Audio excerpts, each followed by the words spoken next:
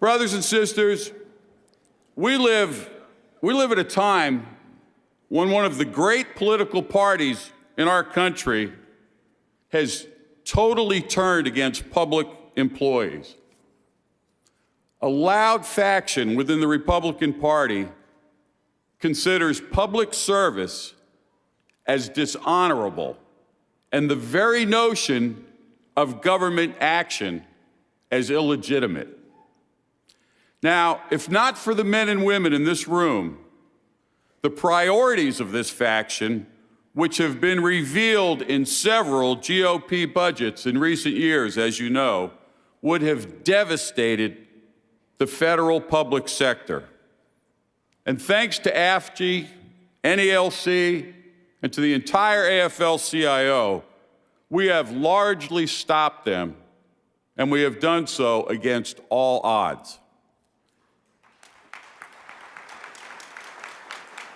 Now, unfortunately, when they fail to downsize the government directly, they attack us as workers, right? They come after our pensions, they come after our health benefits, they freeze our pay, and they attack our collective bargaining rights. Now, we've won many battles, but we've taken some painful casualties. The $159 billion in compensation and benefit cuts that we have endured is the price that we've paid for defending high-quality public services. Now, these attacks have been demoralizing, not least to the 30 to 35% of our members who are Republicans. In the NALC, we have challenged our GOP members to help us resist, and they have responded beautifully, helping us find dozens of GOP members of Congress to support our priorities. Now, contrary to the conventional wisdom, and thankfully, the American people strongly support the work that we all do. The Postal Service, for example, has an 83% approval rating, a better rating than the Pope.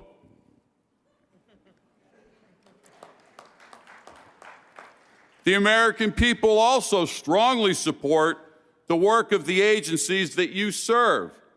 Social Security and Medicare are beloved programs, not only because of the vital social safety net that they provide for our seniors, but because the men and women in this room run it efficiently and fairly and with total integrity.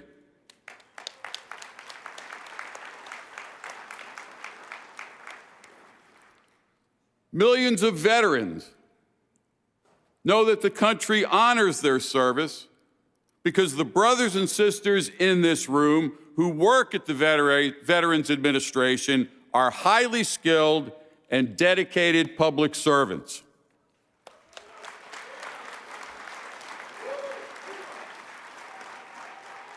Now, sadly, the work of many federal employees and the services that they provide to the country are often overlooked. Too many Americans take for granted what we provide: clean air and water, safe air travel, healthy food and drugs, beautiful national parks, fairness in the workplace. The list goes on and on and on. And unfortunately, the legislative threats that we face, they show no signs of abating. We will have to be better than ever to prevail against these threats. The theme of your convention, I think I saw it somewhere, big enough to win, shows that your leadership knows this.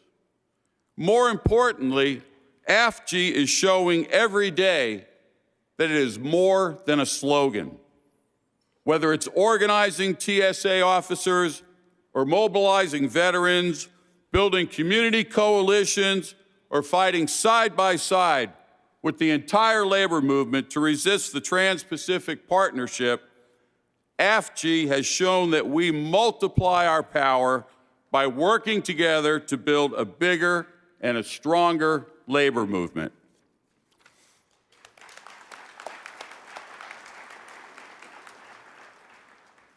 So count me as a believer. If we work together to become big enough to win, we will not only restore the status of public service in America, but we will also defeat the official time bill in Congress.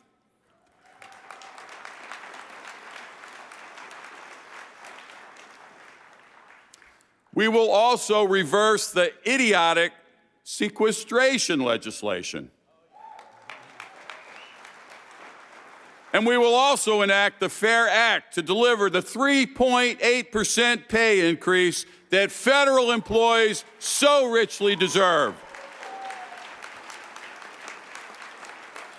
NALC is committed to all these fights, and letter carriers will do all that we can to help make AFGE and the entire labor movement big enough to win.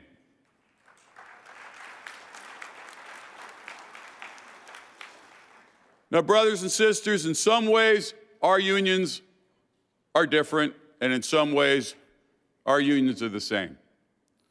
For example, my union, we have about 90,000 retired members. We have about 200,000 active members, and each of our members does the same thing in the workplace every day. That's how we're different.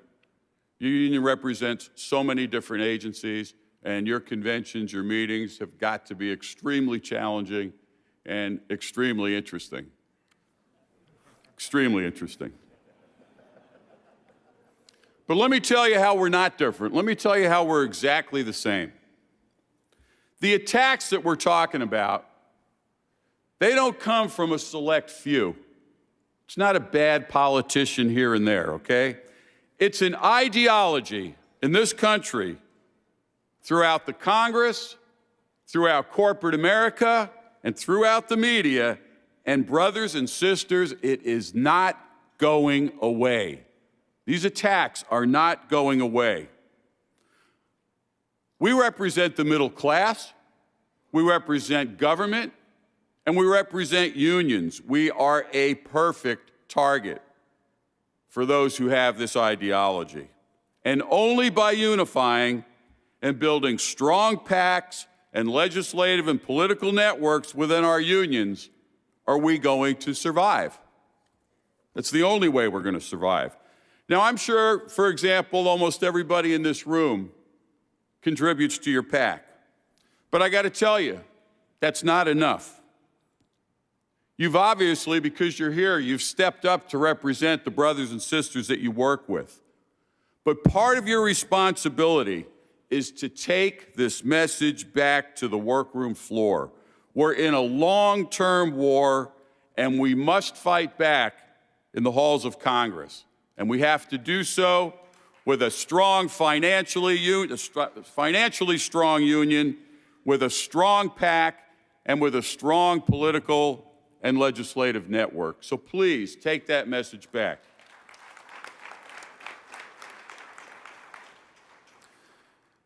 Let me say a few words about your president. He didn't write this part. Now, who I understand you just reelected. Good work. Yeah. J. David Cox is what every union needs and what every union deserves, a powerful voice for workers with the vision to think big. In his short time as your leader, he's become a force to be reckoned with inside and outside of the labor movement. He's earned the respect and affection of all his colleagues on the AFL-CIO Executive Council, in which I have the privilege to serve with him. And he's won the admiration and loyalty of the National Association of Letter Carriers, starting with me. So on that point, I just want to elaborate. Thanks to Brother Cox, AFGE has been an unbelievably strong supporter of America's letter carriers and other postal employees over the past few years, as you saw in the video. You men and women, brothers and sisters, have fought. You've fought with us side by side to resist relentless attempts by adversaries in Congress to use a congressionally manufactured financial crisis to enact legislation to basically dismantle the Postal Service as we know it today.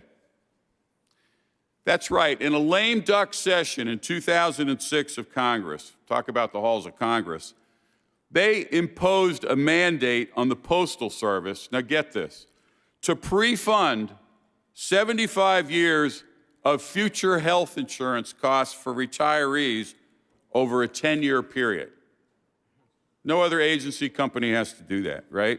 So since that time, the Postal Service has been charged $5.5 billion a year for these payments, causing $45 billion in losses. That's what you read about. Post Office is doing fine. That's the losses you read about.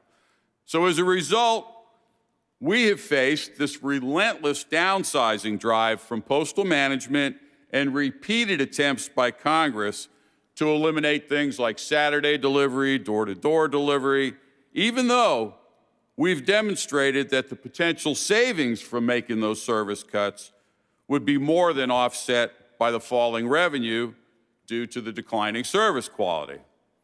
But thanks to the power of unions like yours and like ours, we've defeated more than a dozen attempts by Congress to implement these service cuts, saving more than 100,000 jobs, and I thank you for that.